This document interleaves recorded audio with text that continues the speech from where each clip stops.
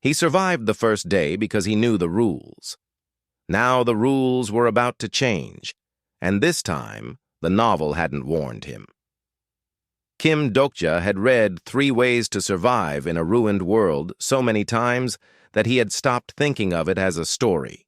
It was more like a manual, a field guide to the end of the world, written by someone who had somehow known exactly how it would go and left the answers buried inside a web novel that nobody had ever cared about until the moment those answers became the difference between life and death. The scenarios had started. That was the terminology the system used, the word that hung in the air every time a new challenge was announced to all surviving humans simultaneously. Scenarios. Like this was a game. Like the deaths were points being scored by something watching from above.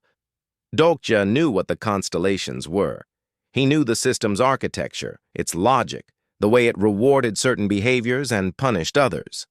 He knew which constellations were worth courting and which ones would drain you dry and leave you worse off than before. He had read every constellation's profile in the novel, had studied their preferences and their capricious demands, had noted which characters in the story had built relationships with which constellations and what those relationships had ultimately cost. Most survivors had no idea any of this existed. They were still trying to understand why the world had ended. Dokja was already planning 3 moves ahead. He moved carefully through the wreckage of the first scenarios, watching people make choices that the novel had already told him were mistakes, not with cruelty. He was not the kind of person who watched preventable disasters unfold and felt nothing. But there was a limit to how much he could intervene without revealing what he knew, and revealing what he knew was a risk he was not ready to take. Try explaining to a group of terrified survivors that you have read the story of the apocalypse and you know how it ends. Try explaining that you have been following a web novel for years, quietly, obsessively, in the margins of a life that nobody cared about, and that all of it was actually preparation for this moment. The best-case scenario was that they would think he was delusional. The worst case was that they would decide he was something else entirely, something that needed to be handled before it became a problem. So he watched. He advised when he could do it without revealing too much. He framed his knowledge as intuition or luck or a combination of both. He moved through the scenarios with the careful deliberateness of someone who knows exactly which tiles are safe to step on and which ones drop you into the dark. But something was wrong. Something that Dokja had been noticing since the first scenario, a small wrongness that he kept pushing aside because there was always something more immediately pressing to deal with. The novel had described these opening scenarios in detail. The sequence of events, the challenges, the obstacles, and the broad strokes were right. The system was here. The constellations were real. The scenarios existed. But some of the details were off. Small things at first, a piece of dialogue that was slightly different from what he remembered, a group of survivors appearing in a location the novel hadn't mentioned, an encounter that was supposed to happen on day 3 happening on day 2 instead, easy to dismiss as faulty memory. He had read the novel many times, but not recently enough to trust every detail. He filed each discrepancy away and kept moving. Skills. The skills the system offered were exactly as the novel described them, and this was where Dokja had his clearest advantage. When the system presented options to surviving humans, most people chose based on instinct or desperation or the immediate appeal of something that seemed powerful.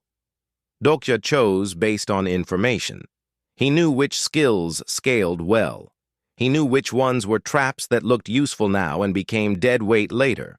He knew which combination of abilities would give him the best possible foundation for everything the story had yet to throw at him.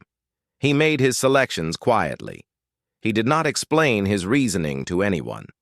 He let people assume he was making the same panicked guesses they were. The others were starting to notice him, though, not because he was powerful, not in any obvious way, but because he made decisions that turned out to be correct with a consistency that nobody could account for.